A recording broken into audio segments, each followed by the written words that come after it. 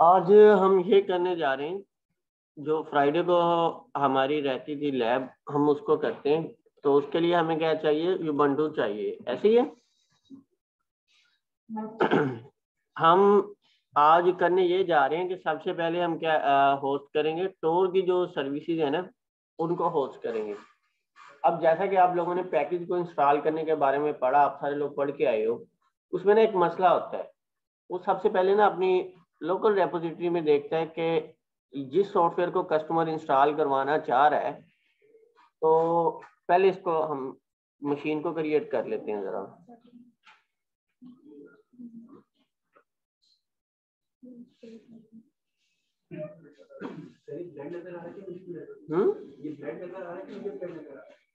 क्या नजर आ रहा है? तो उसके दरमियान में वो है घुमाने वाला, उसको घुमाओ, वो ठीक हो जाएगा। मुकदम ये क्लियर कर दो स्क्रीन, शायद इन्हें ठीक नहीं नजर आ रही। मुकदम है,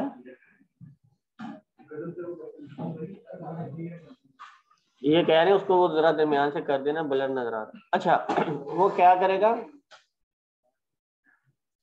सबसे पहले वो अपनी रेपोजिटरी में देखेगा।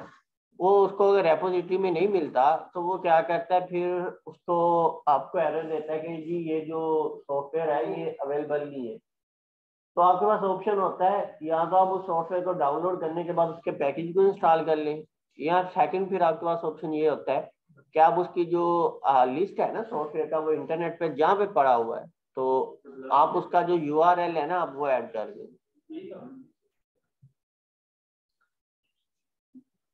अब आज जो हम तरीका इस्तेमाल, अच्छा सॉफ्टवेयर पता है कहाँ पे होता है, सॉफ्टवेयर बनाने वाले की वेबसाइट पे ही होता है। हमने जस्ट क्या करना होता है, अपनी रेपोजिटरी में उसका पाथ ऐड करना होता है कि ये सॉफ्टवेयर हम फलां जगह से गेट करेंगे। आप लोगों को जो लोग कह रहे थे ना यूबंटू ने अपनी वेबसाइट पे होस्ट की होती है, तो ये पागलपन वाली बात है।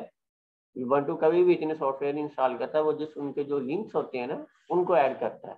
जब उसको लिंक नहीं मिलता तो वो क्या करता है, उसको एरर दे देता है। तो हमने जो मशीन बनाई है इसको कनेक्ट करने के लिए, हमारे पास इसका यूजर नेम जो है वो अभी इन्होंने चेंज करके क्या कर दिया, यूबंटू रख दिया है। पहले हमारे पास क्या होता था, EC2 यूजर होता था। तो यहाँ से हमने क्या करना है, इसका पब्लिक IP कॉपी करना है, पुटी को ओपन करना है। की पेयर जो है उसको हम पहले से क्या कर चुके हैं, पुराना ही हम इस्तेमाल कर रहे हैं, ठीक है।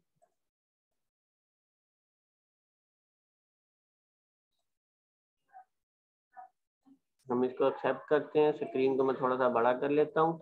यूजर नेम में मैं क्या लिख देता हूँ, यूबंटू। और हम क्या हो गए, इसमें अपने सिस्टम में लॉगिन हो गए। इसको मैं क्लियर कर देता हूँ। अच्छा, अब देखो मैं सबसे पहले क्या कमांड लगाता हूँ, apt get update।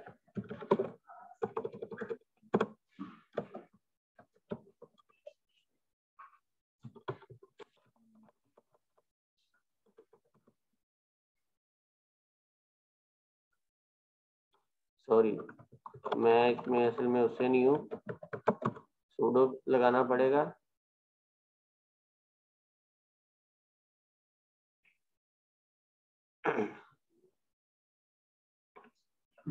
इसको हम दोबारा से क्लियर करते हैं, और मैं एक ही मर्तबा उससे हो जाता हूँ। क्या हो गया, ठीक है, ताकि हमें बार बार सुडो ना लिखना पड़े।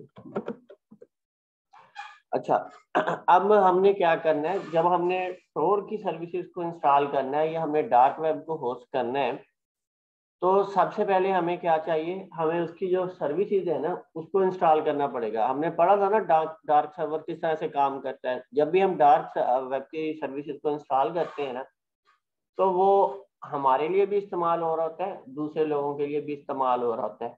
तो हम क्या लगाएंगे, apt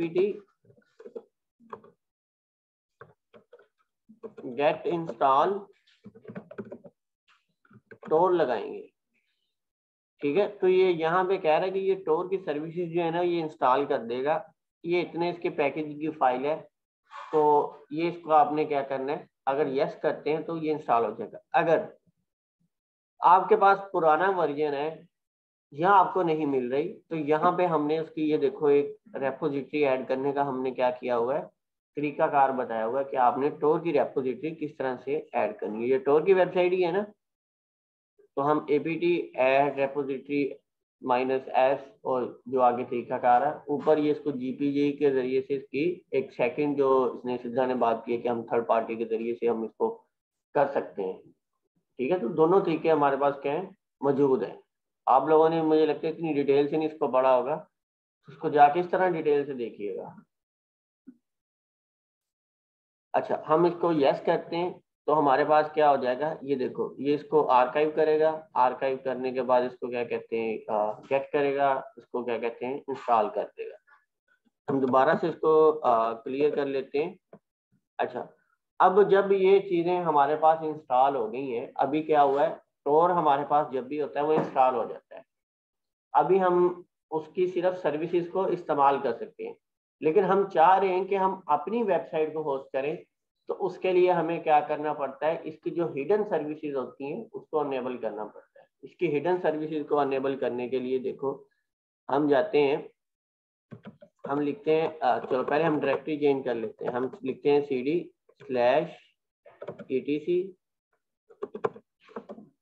मुझे लगता है ये कमांड जो है ना ये मिस कर रहा है।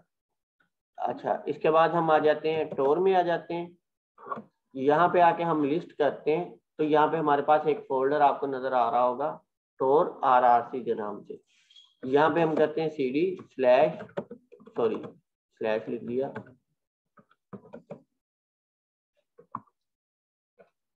ये कह रहा है ये डायरेक्टरी नहीं है, ठीक है हम इसको नैनो में एडिट करते हैं।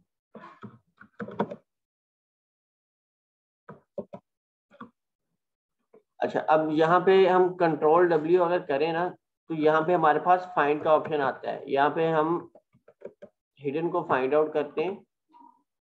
अच्छा, ये देखो यहाँ पे ये हमारे पास क्या कर रहा है, यहाँ पे ये कह रहा है कि आपने अगर टोर की सर्विसेज को यूज करना है ना, तो आपको पता है हैश से पहले, हैश से हम क्या कर देते हैं, हम कमेंट को कर देते हैं। तो हम क्या करते हैं, हम हैश को रिमूव करते हैं ताकि हमारे पास इसकी जो हिडन सर्विसेज हैं वो अनेबल हो सके। अब हिडन सर्विसेज क्या है, हिडन सर्विसेज यही है कि आप अपनी डार्क वेब को क्या कर सकते हो, होस्ट कर सकते हो। अभी हमने जब टोर को इंस्टॉल किया तो वो क्या हुआ है, सिंपल जस्ट उसने इंस्टॉलेशन की है, लेकिन जब हम हिडन सर्विसेज को अनेबल कर देंगे तो हम अपनी वेबसाइट को भी क्या कर सकते हैं, होस्ट कर सकते हैं। अभी ये देखना, अभी मैंने इसको जो हिडन सर्विसेज हैं उसको अनेबल किया है, ये देखो ये अनेबल हो गई है। मैंने Ctrl+X किया है, वो कह रहा है कि आपने जो फाइल में एडिटिंग की है इसको मॉडिफाई करना है, मैंने यस किया। किस नाम से मॉडिफाई करना है, सेम नाम से मॉडिफाई करना है, मैंने इंटर किया। बस, अब मैंने क्या करना है, टोर की सर्विसेज को क्या करना है, रीस्टार्ट करना है। मैं क्या करता हूँ, systemctl लिख देता हूँ,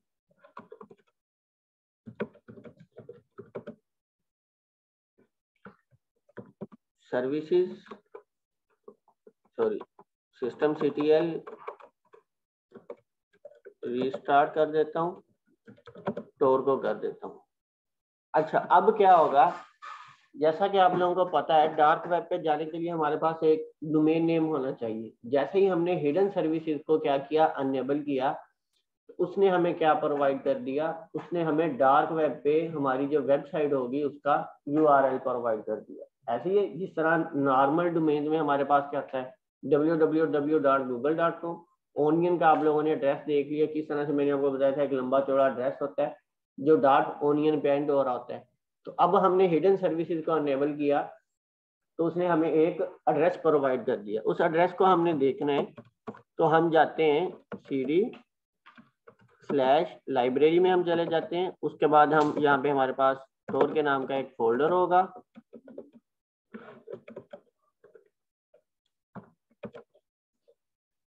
यहाँ पे ये देखो हमारे पास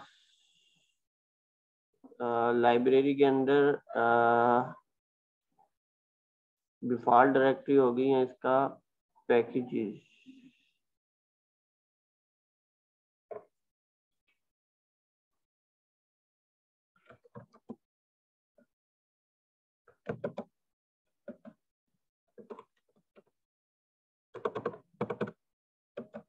वायर किधर है?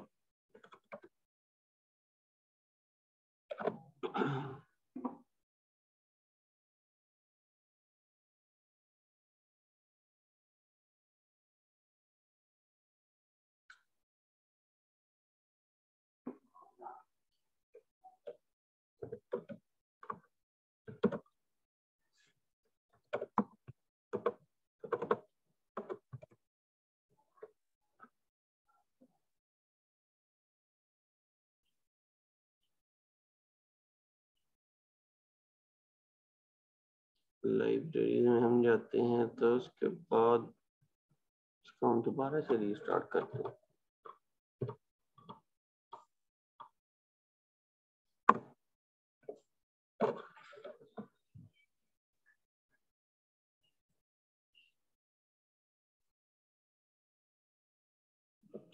अच्छा, इसका हमने जो डायरेक्टरी थी ना, वो मैं भूल गया था। इसकी डायरेक्टरी जब हमने अनेबल की थी ना, अगर हम दोबारा जाएं, हम करते हैं नैनो स्लैश etc स्लैश, हम जाते हैं टोर में जाते हैं, और हम टोर आरसी को जो फाइल है उसको जब हमने एडिट किया था,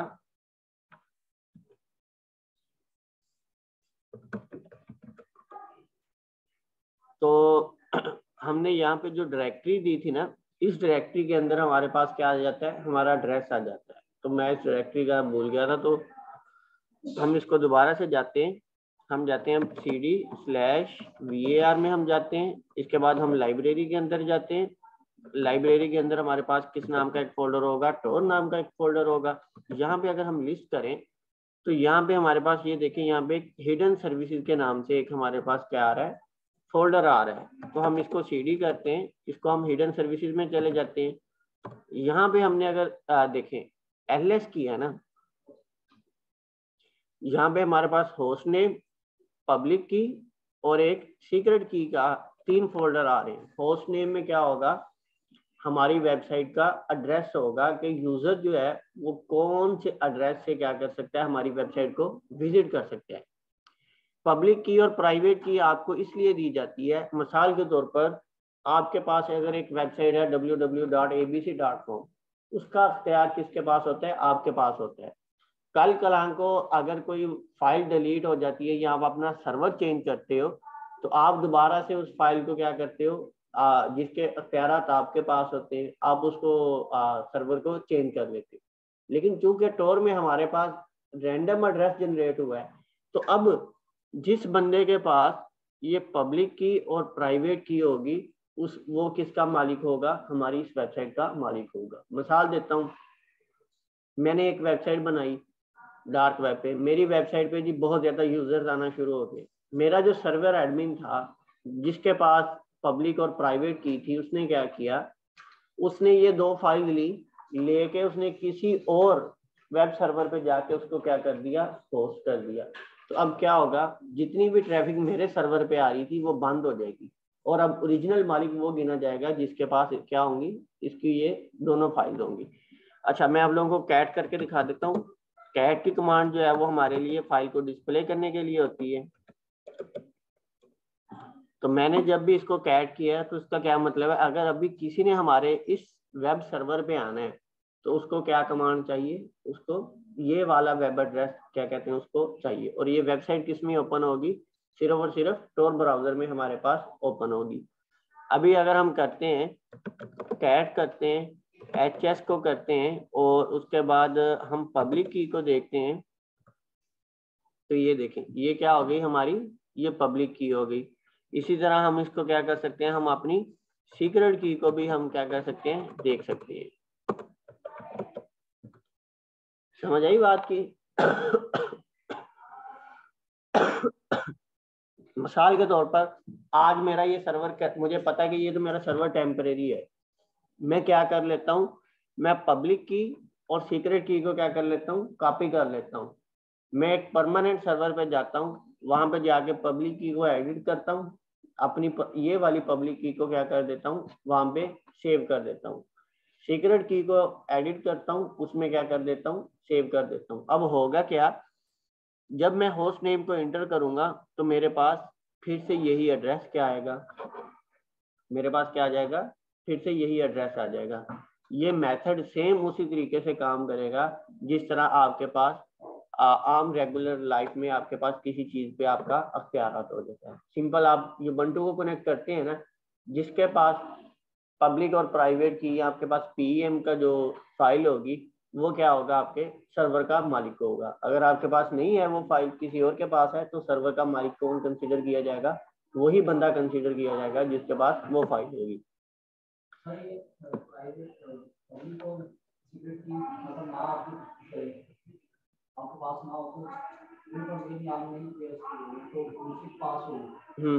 वो जब अपने सर्वर पे होस्ट करेगा तो मेरी तरफ से तो खत्म हो जाएगा। हाँ, अब देखो ना, अगर मैं, आप लोग इसको इंस्टॉल करोगे, आपके पास जो यूआरएल है वो चेंज होगा, ऐसे ही है कि नहीं? यूआरएल चेंज होगा ना।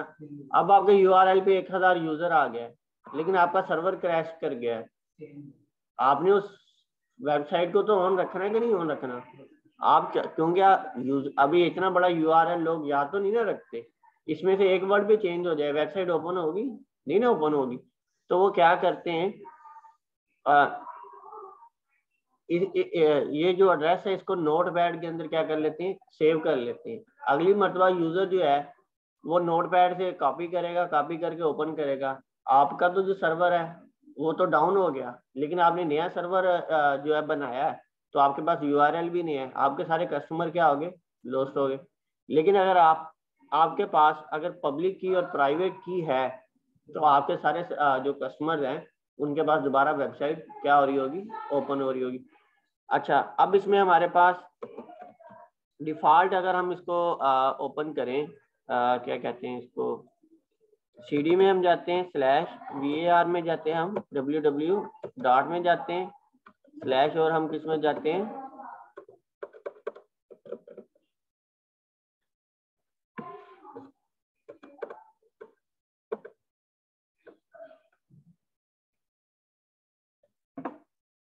इसकी अपाची क्या आ गया, सॉरी, ब्राउजर,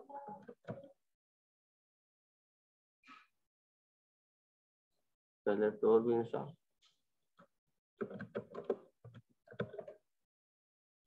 अच्छा, जब तक हमारे पास स्टोर ब्राउजर जो है वो डाउनलोड हो रहा है, मैं आपको ना एक चीज बताता हूँ। इसकी बात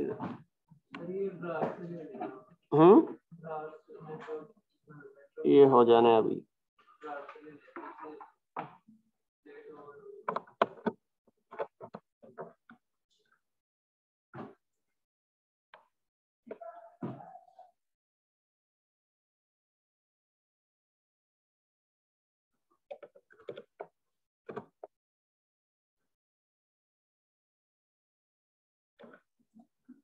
ये मुझे इनकी समझ नहीं आती, ये खुद ब खुद ऑटो लॉगिन कर देते किसी किसी यूजर को।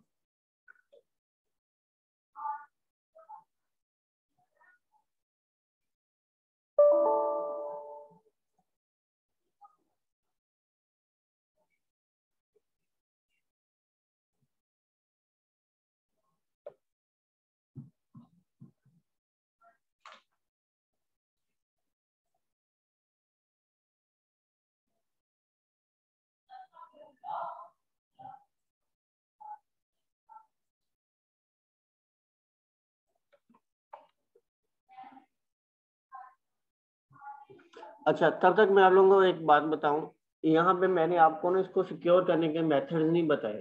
सिक्योर करने के मेथड से क्या मुराद है?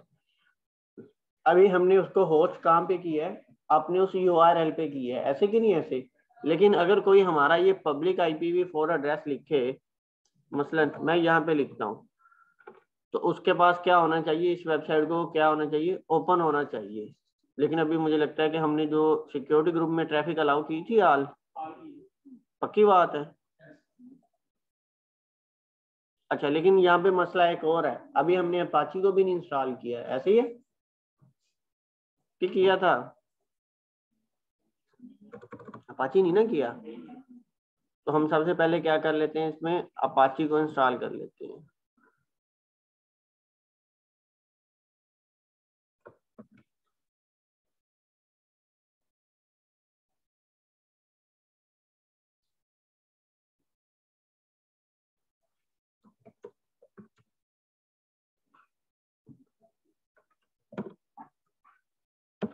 अब कमांड वो ठीक जा रही है, मतलब पहले तो ना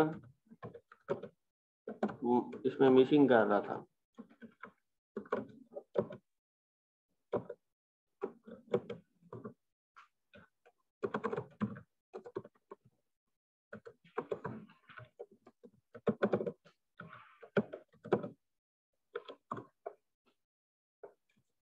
अच्छा, जब भी आपने इसको कोई इस तरह की वेबसाइट होस्ट करनी हो ना जो लार्ज स्केल पे इस्तेमाल कर रही हो, तो आपने अपाची को कभी भी इंस्टॉल नहीं करना। आपने हमेशा nginx या जिसको हम nginx भी कहते हैं, निजेक्स भी कहते हैं, आपने उसको इंस्टॉल करना है। उसके बारे में उसने भी उस दिन बताया था।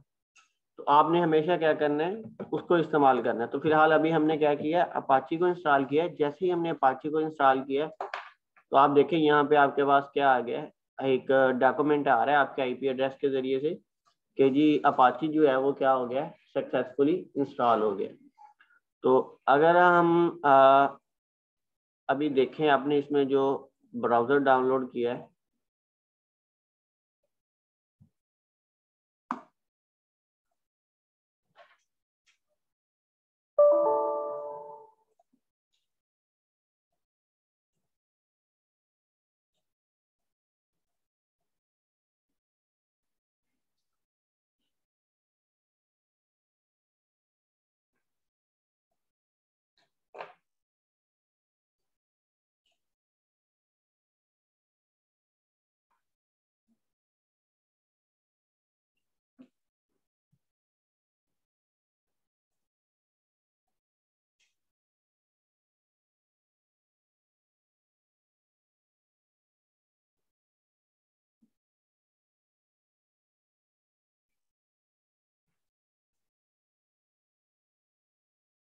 चलिए कनेक्शन हमारा एस्टेब्लिश हो गया। अभी हम क्या आते हैं, हम कैट को करते हैं स्लैश, हम आते हैं और उसके बाद हम आते हैं टोर में आते हैं, हम हिडन सर्विसेज में आते हैं और हम होस्ट नेम को क्या करते हैं देखते हैं। तो हमारे पास क्या आ गया, हमारा URL आ गया जो हमारी डार्क वेबसाइट को उसने क्या किया हुआ है, होस्ट किया हुआ है। हमने यहाँ पे इसको इंटर किया है, तो यहाँ पे हमारे पास क्या होनी चाहिए, वो वेबसाइट ओपन होनी चाहिए। अभी देखो अगर मैं यहाँ पे इस फाइल को एडिट करता हूँ, मैं कर देता हूँ nano/var/www डॉट और HTML में मैं कर देता हूँ index.html को इंटर कर देता हूँ। मैं यहाँ पे लिख देता हूँ जी, ठीक है ऐसे ही है।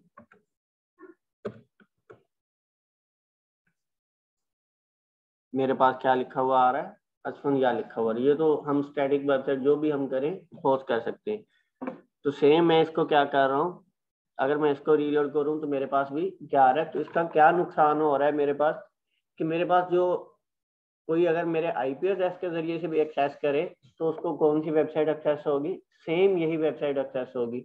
अगर कोई मेरे ओनियन के ब्राउजर के जरिए से उसको क्या कहते हैं एक्सेस करे तो उसको सेम यही एक्सेस होगी। इसको रोकने का तरीकाकार ये होता है कि अब हम अगर अपाची को अगर हम डिटेल से अगर हम डिस्कस करेंगे आगे इंशाल्लाह करेंगे, तो उसके लिए हमारे पास ये होता है कि हम अपाची की जो कॉन्फ़िगरेशन है ना, जो हमारे पास ETC में मौजूद होती है अपाची, इसमें हमारे पास एक होती है साइट्स अनेबल की एक कॉन्फ़िगरेशन होती है। सॉरी मैंने नैनो की कमांड लगाई। और इसमें हमारे पास एक डिफ़ॉल्ट कॉन्फ़िगरेशन होती है। डिफ़ॉल्ट कॉन्फ़िगरेशन में हमारे पास क्या होता है, हमारी वेबसाइट का एड्रेस होता है, हमारे सर्वर का नाम होता है कि हमारी जो वेबसाइट है वो कहाँ पे होस्ट है। जिस तरह इसके आगे www.example.com लिखा हुआ है, ऐसे ही है। तो यहाँ पे हम क्या करते हैं, यहाँ पे हम अपनी ये वाली जो वेबसाइट है ना, इसका हम क्या कर देते होते हैं, हम URL पेस्ट कर देते होते हैं। उससे फिर क्या होता है कि ये जो वेबसाइट होती है ये सेम इसी URL से क्या कहते हैं उसको विजिबल होती है। लेकिन सिंपल ये काम करने से हमारी जो वेबसाइट अभी बंद नहीं होगी। इसके अलावा भी कई और सारे इसमें जो है वो लेने पड़ेंगे। लेकिन आगे हम पढ़ेंगे कि अपाची के एक ही सर्वर के ऊपर 2, 3, 4 या 5 वेबसाइट्स को हमने किस तरह से होस्ट करना है, हमने वर्चुअल होस्ट जो है वो किस तरह से बनाने हैं। तो तब हम क्या कहते हैं ये जितना भी सारा प्रोसेस है कि हमारी जो वेबसाइट है वो कहाँ पे व्यू हो सके, कौन कौन से एड्रेस पे ना व्यू हो सके, तो उन चीज़ों को इंशाल्लाह हम क्या कहते हैं फर्दर डिस्कस करेंगे। फिलहाल मैंने आप लोगों को एक छोटा सा आइडिया दे दिया। आप लोग अगर थोड़ी सी इसमें कोशिश करो तो आप लोग क्या कर सकते हैं, आईपी एड्रेस के जरिए से, जिस तरह अभी मैं अगर इसको करूं, सिस्टम ctl करूं, रीस्टार्ट कर देता हूं सर, अपाची 2 डॉट सर्विस, ठीक है। तो मेरे पास ये जो वेबसाइट है ये यहाँ पे व्यू होनी बंद होनी चाहिए, लेकिन इसमें अभी छोटी सी हमें एक दो फाइल जो है उनको हम एडिट करेंगे, तो उसका क्या होगा ये वेबसाइट जो है वो यहाँ से व्यू होनी बंद हो जाएगी और जस्ट कहाँ पे व्यू होगी, हमारे यहाँ पे व्यू होगी। सेकंड, इसमें क्या होता है, वेरिएबल्स होते हैं। अगर कोई आपकी वेबसाइट पे सिंपल सा भी अटैक कर दे ना, तो वो उसको आपका ये जो लाइव आईपी है ना अमेज़न का, वो उसको क्या कर लेगा, गेट कर लेगा कि ये वेबसाइट जो है ये कौन से आईपी एड्रेस पे जो है वो होस्ट है। समझ आई बात की? तो ये छोटी छोटी जो चीजें होती हैं ये आप इंशाल्लाह टाइम टू टाइम क्या कहते हैं इसको सिक्योर करना सीख जाएंगे, और ये चीजें किस तरह से आएंगी, आपके एक्सपीरियंस से आएंगी कि अगर कोई यूजर चाहे तो वो इस तरह से भी अटैक कर सकता है, इस तरह से भी क्या कर सकता है, चीजों को गेट कर सकता है। तो आज का हमने सिंपल सा काम देखा कि अगर हमने टोर को होस्ट करना है तो उसके लिए हमें दो चीजें चाहिए, एक अपाची सर्वर चाहिए, सेकंड हमें क्या चाहिए, हमें टोर के पैकेजेस जो है वो इंस्टॉल होने चाहिए। जब हम टोर का पैकेज इंस्टॉल कर लेते हैं तो वो हमारे पास क्या काम कर रहा होता है, एज ए ब्रिज काम कर रहा होता है, यानी कि वो सर्विसेज लोगों से ले रहा होता है और उनको सिक्योर करने में हेल्प आउट कर रहा होता है। अगर हम चाहते हैं कि हम भी अपनी वेबसाइट को होस्ट कर सकें तो हमें क्या करना पड़ेगा, हिडन सर्विसेज को क्या करना पड़ेगा, अनेबल करना पड़ेगा। हिडन सर्विसेज को हम कहाँ पे अनेबल करते हैं, ईटीसी में जाके, टोर में जाके, आगे जो टोर आरसी के नाम से जो फाइल है उसको हम एडिटर में ओपन करते हैं। ओपन करने के बाद हम उसमें जो हिडन सर्विसेज की जो ऑप्शन है उनको क्या कर देते हैं, हम अनकमेंट कर देते हैं, जिनके हैश लगा होता है हैश को रिमूव कर देते हैं। उसके बाद हम टोर की जो सर्विसेज हैं उनको रीस्टार्ट करते हैं, तो वो हमें एक पब्लिक की और प्राइवेट की बेस पे एक हमें एक यूआरएल प्रोवाइड कर देता है। तो आपका सबसे पहला काम क्या होता है, उनको किसी सिक्योर जगह पे महफूज करना। देन फिर आपके पास अपाची इंस्टॉल कर लेते हैं, तो आपके पास जो आपका जो सर्वर है वो रेडी है। अब आप लोगों का टास्क ये है, आप लोगों के पास सबके पास ubuntu डेस्कटॉप इंस्टॉल है ना, आपने करना ये सेम यही काम करना है, लेकिन VRWW में डॉट में जाके जहाँ पे मैंने सिंपल फाइल होस्ट रखी थी वहां पे आपने कोई स्टैटिक वेबसाइट जो टेम्पलेट है CSS टेम्पलेट, उसको आपने कॉपी पेस्ट कर देना है और फिर इसको डार्क वेब पे या टोर ब्राउजर के जरिए से इसको आपने ओपन करके देखना है आपके पास वो ओपन हो रही है कि नहीं हो रही। चलिए शाबाश, जरा जल्दी से करें इसको।